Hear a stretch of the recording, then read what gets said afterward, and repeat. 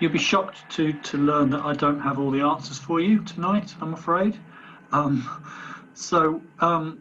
think probably the easiest way for me to do this, or for this to be useful for you, is if I do a bit of a presentation, and hopefully that will stimulate some thinking for all of you in relation to your situations. And as I go through it, I will, if things occur to me that relate to what I've just heard, then I'll try and touch on that, and at the same time I will skip over stuff when it feels like it might not be so relevant. But I just should warn you that last time I did this, I ran over massively. So Barry, please tell me to shut up when you need me to, and perhaps give me a sort of 5-minute warning, because I think you gave me. Will do. You gave me 25 minutes. I don't really want to go on for that long. I'd rather go on for sort of 15, 20 minutes to give people a chance to discuss it, if that's okay. Right, so there's the usual faffing as we work out how to share things, which aren't appearing. Again. Just made you co-host, Julian, so you should. Yeah, thanks. It was actually letting me do it already, so no, there we go. Okay. So those of you who are councillors and who come to some of the national calls, you might have seen some of this before, and I'm not going to whiz it through it all. So this is excuse me, this is a little bit of background to start with. So what do we know? It's the first thing to say is that the situation has changed slightly. We've got the Climate Emergency UK website run by Kevin Freer, who's an ex-Green Party councillor, now I think independent eco-socialist or something. He's calling himself from Lancaster. But his website has done some recent really good work, which means that we know a little bit more than this suggests. But we think that something like 70% of councils have now declared climate emergencies in terms of the districts and cities and unitaries and counties. But we also think that probably only about half of them are taking a serious look at area-wide emissions as opposed to just the emissions of the council. That's really important because by and large councils' footprints are only are less than 5%, typically 2%. I think the biggest I've come across is Birmingham, where the council footprint is actually 7%, but it's still a very small proportion of the area. And we have very, very few delivery plans. We have a lot of plans, we have a lot of strategy documents, we have a lot of trajectories and all sorts of fancy stuff. But in terms of, costed deliverables, we're going to do this. This is the day we're going to start. This is the day we'll finish. This is the amount of carbon we will save. This is how much the whole project will cost. And crucially, these are the benefits for the community. Those plans are few and far between. That isn't to say nothing is happening. People are, councils are doing things. They're replacing their lights with LED. They're shifting their energy providers. They're beginning to electrify their fleet. So things are happening. And what this tells us really is that it's really hard work this to keep track of, because in the end there isn't going to be one climate action plan which is going to deliver in any one area. It's a whole series of different bits and pieces.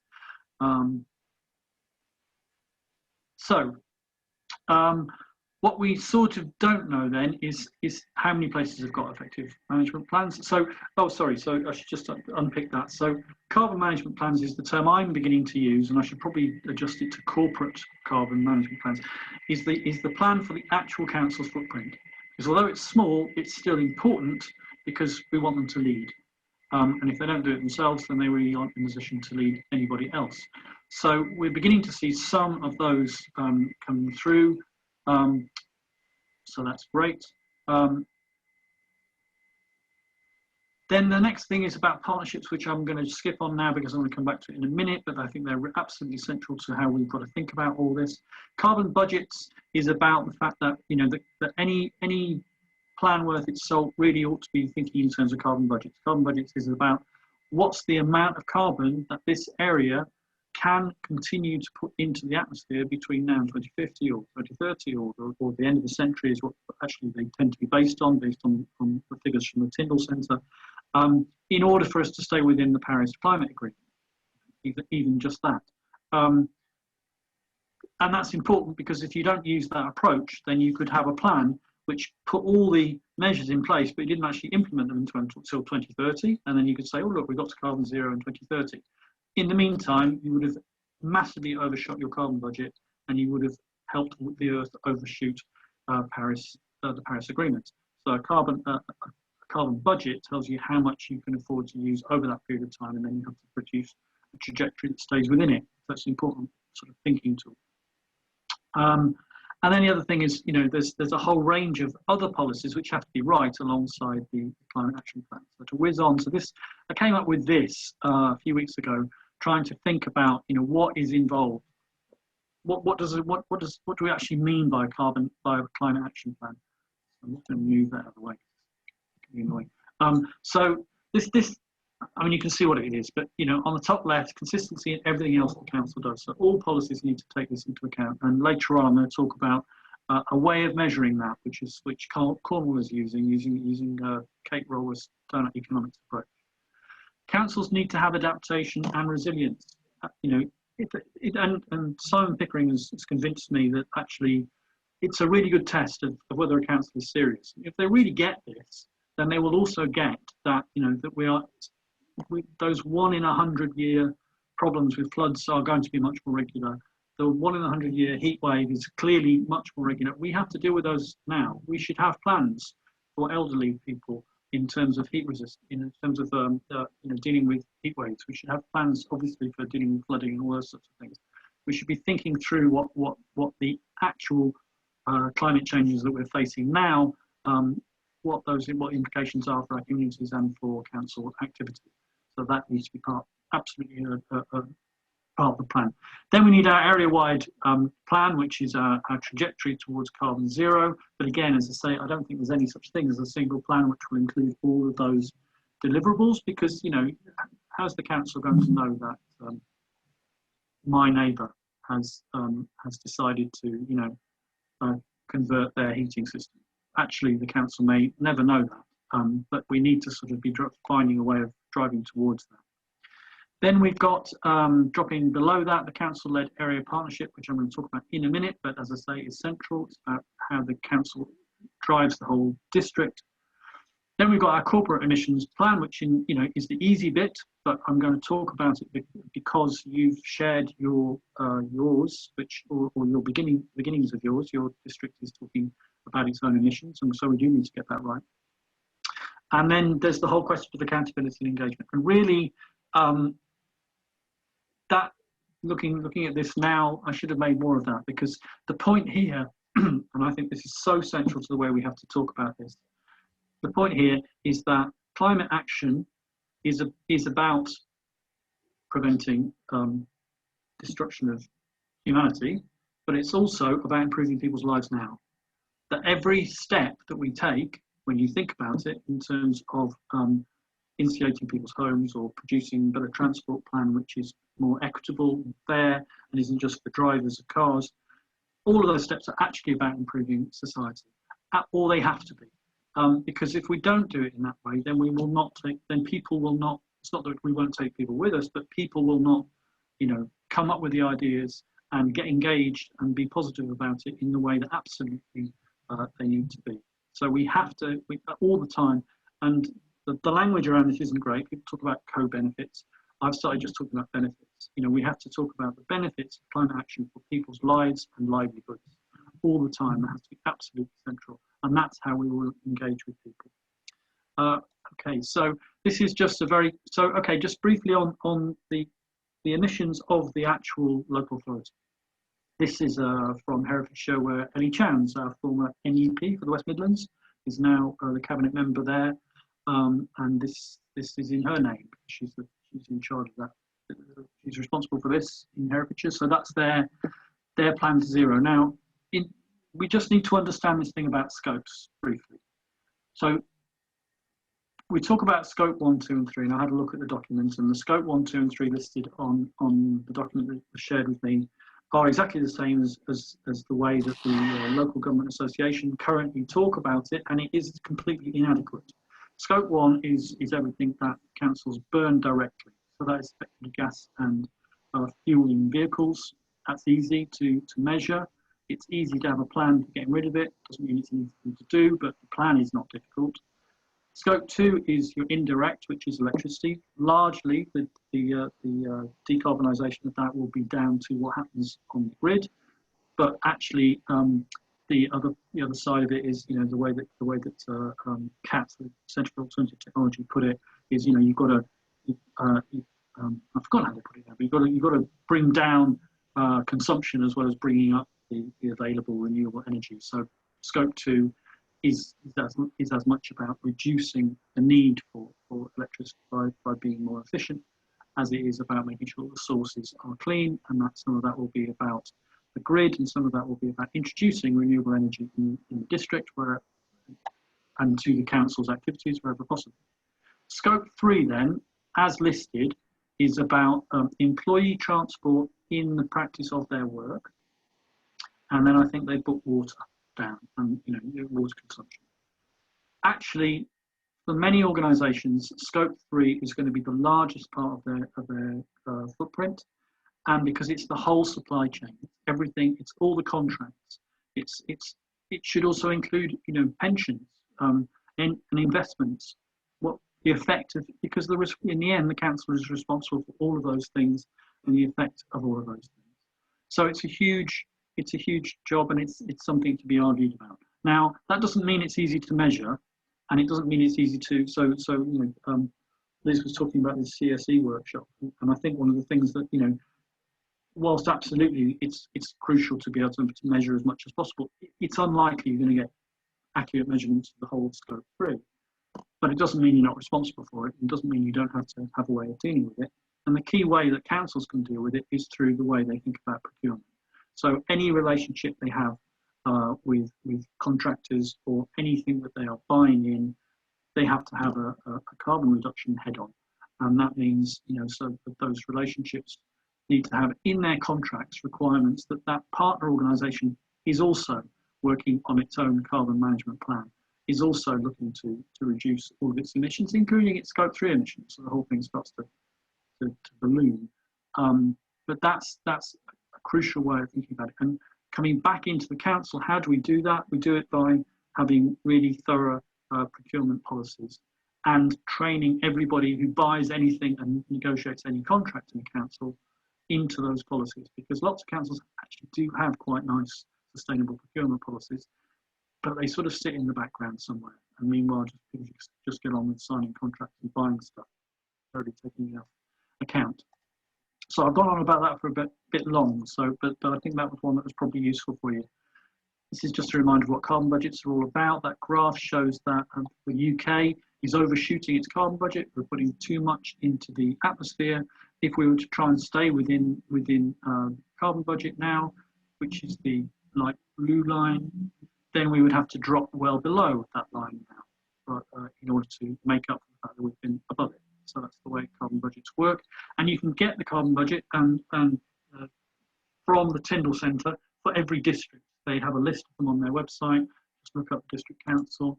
This is for Staffordshire Moorlands. It's just a graph that shows you the emissions staying within the carbon budget that are available for Staffordshire Moorlands, and that they ought to be planning their carbon action plan in order to stay within that, which is a pretty tough task.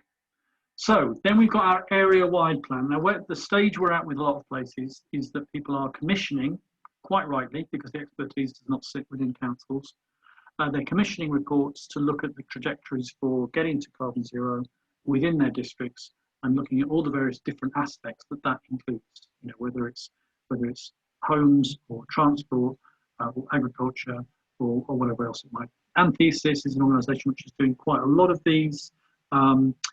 And they sort of, depending on the amount of money the councils are prepared to spend, I guess, but also on the size of the councils, they vary a bit. I've been looking at Birmingham one for the last couple of days, and it's much more extensive than the Lewis one, but then Birmingham is an enormous city, and they've got more resources, so they've obviously put a bit more work into it.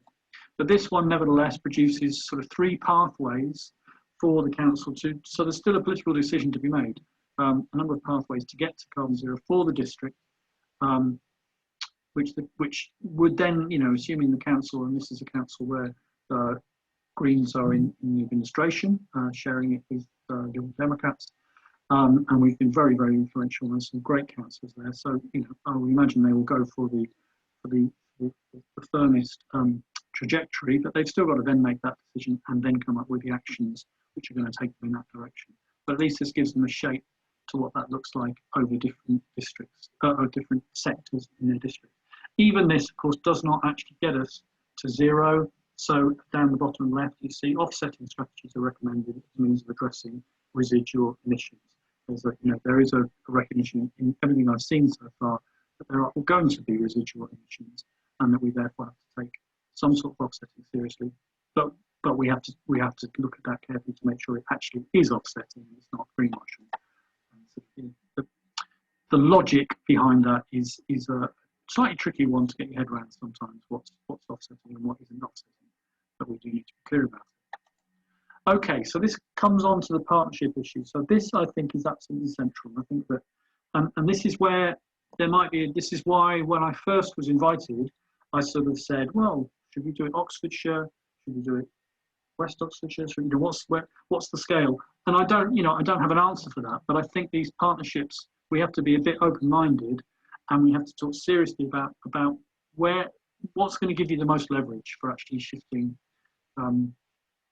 emissions. And as somebody's already said today, that you've got areas where the majority of working people are commuters, then actually, if you're going to be serious about the area-wide carbon emissions, you're going to have to take into account that city where they're all commuting to. So it's the partnership at some level, or some of the partnerships, has to include Oxford as well, I would suggest. Okay, so this is just really a way of picturing what these partnerships are all about, and people quite like this, so I use it. So we talk about the Green Party and Green Councillors being the political voice of the environment and social justice movement. So there we are, being turned by that movement, and in turn we're shifting the council, and then in turn the council, in order to shift the whole district, because it doesn't have control of everything, it needs to build this partnership, and it needs to be central to it. And I'm suggesting that partnership should have in it, the local economic partnership, the LEP.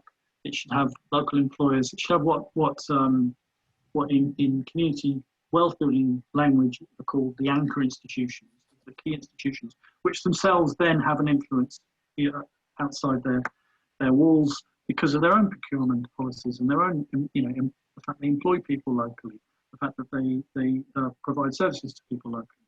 So that includes the rest of the public sector. But also there's a strong argument for having, campaigners and community represented, and also trade unions represented. I saw something recently that Jamie Osborne shared that actually Sheffield LEP has union representatives on the LEP, which is fantastic and probably very, very rare. But if we're going to have a fair transition, if we're going to be able to move people from dirty jobs to clean jobs, then their voices need to be heard. That means this partnership is, go on. 5 minutes. Great, thank you. That means this partnership is going to be a tense affair, because there's going to, people are going to be rowing, rightly. But to me, that's where we need to be. That's where we need to be. And I mean, there's one ally in there which is really important, which is the health service, because they've declared their own climate emergency. They've got their own. Every trust should have a sustainability officer who's busy writing their own carbon emissions plan and looking at their procurement. And they're going to be doing it with a health hat on, which is fantastic, because they're coming to it thinking about how can we make sure we do this in such a way which is actually beneficial to people's health and to people's lives. So hopefully that partnership exists, and then that begins to shift the rest of the district, what consumers, residents, and commuters are doing, what private sector is doing, what public sector is doing. Two things are missing from this. One is the government, of course, which is a huge fly in the ointment, shall we say, at the very least, but ought to be enabling all this through changes in policy. And I'm going to say something about that to finish. And money is the other thing that's missing, and councils have no money, we know that, except that they can borrow, and they sometimes do have pots of capital, even though their revenue budgets are in doo-doo. So there are things that can be done with capital budgets, there are things that can be done with borrowing, and LEPs have money. So there is money around, but somehow we've had to find a way of leveraging it into these climate action partnerships and some of the action that then is taken, and then building those partnerships out into SMEs and the voluntary sector to actually start doing the work. I'm going to miss that one, I think, for now. Oh no, well, very quickly. No, I'll miss it. It's got 5 minutes. Okay, this is sort of to conclusion. I put this one together just very recently. This is where my thinking is now. So we talked. Our manifesto was effectively New Deal manifesto in 2019. We said 100 billion a year.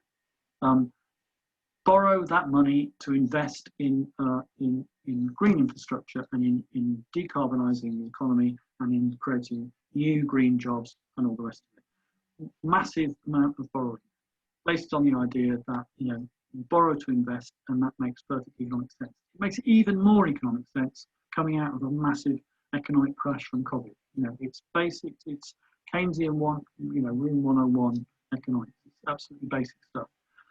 So we have to keep pushing it, and we did not see that in the autumn statement. Absolutely, we did not see that. Although they're throwing a lot of money about, actually, they're not investing the levels of money we want to see. Most of the money is emergency funds to do with COVID.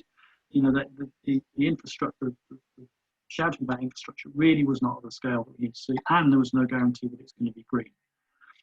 What we're talking about is therefore, we have to look at to local Green New Deals, investing in this sort of community wealth building way, which is the little circle on the left, saying that you invest in local firms. That keeps the money in the area, it builds the skills in the area, rather than just putting all your work into trying to attract in big corporations and send the money elsewhere. And then the donut is a replacement, if you like, for the way that we often think about the economy. The Kate Raworth, the economy sits within the world, and it sits and it's about people. And so, a nice Cornwall are now using this as a tool for measuring all policies. So they basically say, okay, let's have a look. How are these policies impacting on the ecological ceiling, the outer circle? Are we doing damage, or are we doing good? How are these policies impacting on the social foundation circle, the inner circle? Are we doing damage, or are we doing good for people? This is a nice tool which communities can use, actually. Activists can use, councillors can use, officers can use to measure policies, which goes back to that first jigsaw. Oh, lost it now. Which is about making sure that everything we do is in line with where we need to go. What I was going to say something, wasn't I? And I've forgotten what it was, which was picking up on something I saw the other day, and I've forgotten what it was. So I'm going to stop sharing.